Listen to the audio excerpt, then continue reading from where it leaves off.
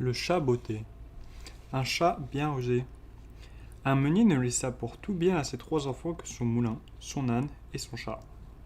Le partage fut bientôt fait. L'aîné eut le moulin, le second l'âne, et le plus jeune n'eut que le chat. Ce dernier ne pouvait se consoler d'avoir un si pauvre lot.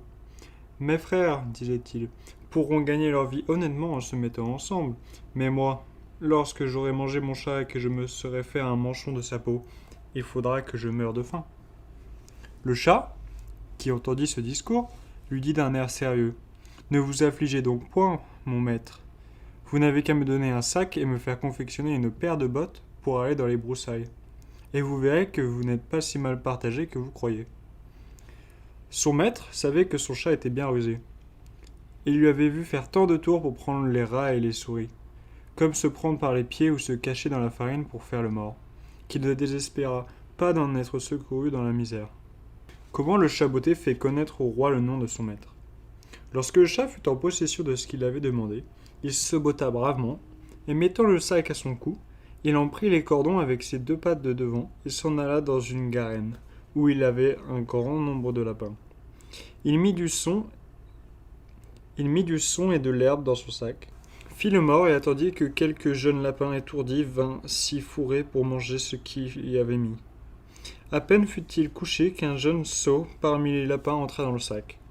Aussitôt, le maître chat, tirant les cordons, le prit et le tua sans pitié.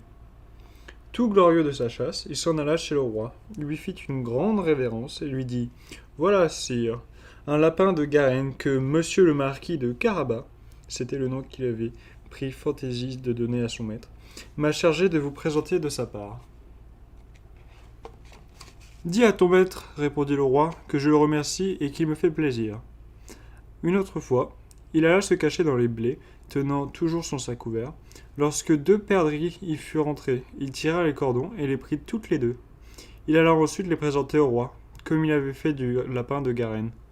Le roi reçut encore avec satisfaction les 2 perdrix et lui remit un pourboire. La ruse qu'invente le chat botté pour présenter au roi le marquis de Carabas. Un jour qu'il sut que le roi devait aller à la promenade sur le bord de la rivière avec sa fille, la plus belle princesse du monde, il dit à son maître: Si vous voulez suivre mon conseil, votre fortune est faite. Vous n'avez qu'à vous baigner dans la rivière, à l'endroit que je vous montrerai, et ensuite me laisser faire. Le marquis de Carabas fit ce que son chat lui conseillait, sans savoir où il voulait en venir. Tandis qu'il se baignait, le roi vint à passer, et le chat se mit à crier de toutes ses forces: Au secours! Au secours! Voilà monsieur le marquis de Carabas qui se noie! À ce cri, le roi mit la tête dans la portière, et reconnaissant le chat qui lui avait apporté tant de fois du gibier, il ordonna à ses gardes qu'on allât vite au secours de monsieur le marquis de Carabas. Pendant qu'on retirait le pauvre marquis de la rivière, le chat, s'approchant du carrosse, dit au roi que pendant que son maître se baignait, il était venu des voleurs qui avaient emporté ses habits. Le drôle les avait cachés sous une grosse pierre. Le roi ordonna aussitôt à un de ses officiers d'aller chercher un de ses plus beaux habits pour monsieur le marquis de Carabas.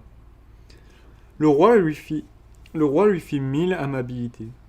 Comme les beaux habits qu'on venait de lui donner relevaient sa bonne mine, il plut fort à la princesse.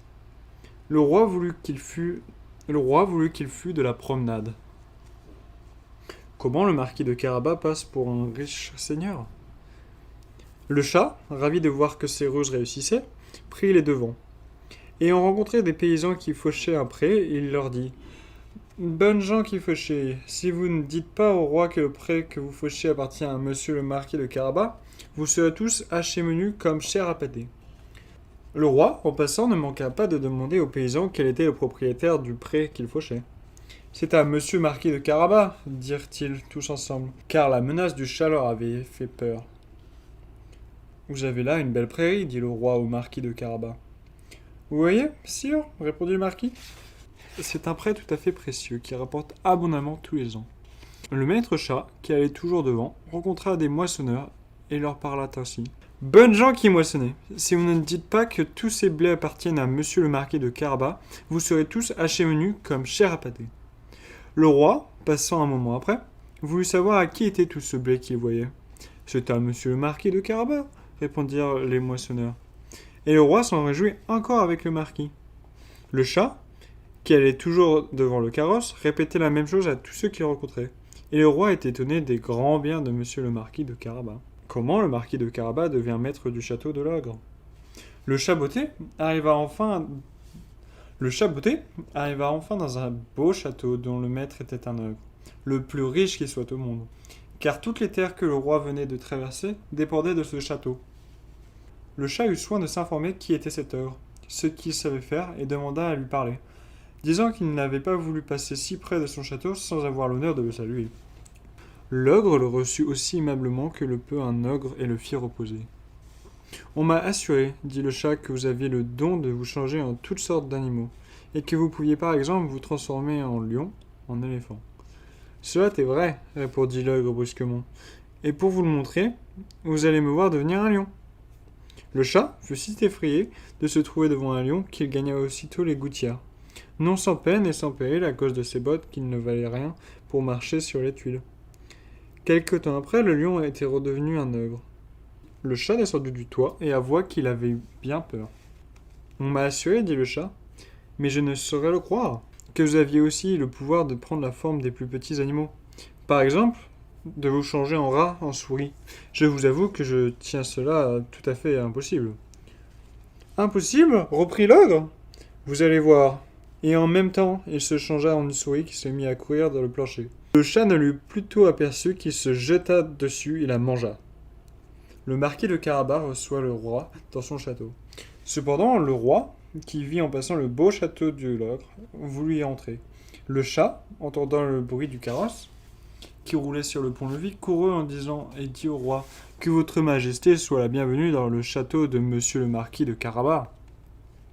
Comment, monsieur le marquis s'écria le roi. Ce château est encore à vous? Il n'y a rien de plus beau que cette cour et que tous ces bâtiments. Je serais curieux de visiter l'intérieur du château. Le marquis donna la main à la jeune princesse et suivant le roi, qui entrait le premier. Ils pénétrèrent dans une grande salle où ils trouvèrent une magnifique collation de l'ogre avait fait partager pour ses amis. Ceux-ci devaient rendre visite à l'ogre le jour même, mais sachant que le roi était au château, ils n'avaient osé rentrer. Le marquis de Carabas épouse la princesse. Le roi, charmé des qualités de monsieur le marquis de Carabas, émerveillé par ses richesses, lui dit avec la collation « Il ne tiendra qu'à vous, monsieur le marquis, que vous ne soyez mon gendre. » Le marquis, s'inclinant devant le roi, accepta l'honneur qu'il lui faisait et dès le jour même épousa la princesse. Le chat devint grand seigneur et ne courut plus après les souris que pour se divertir.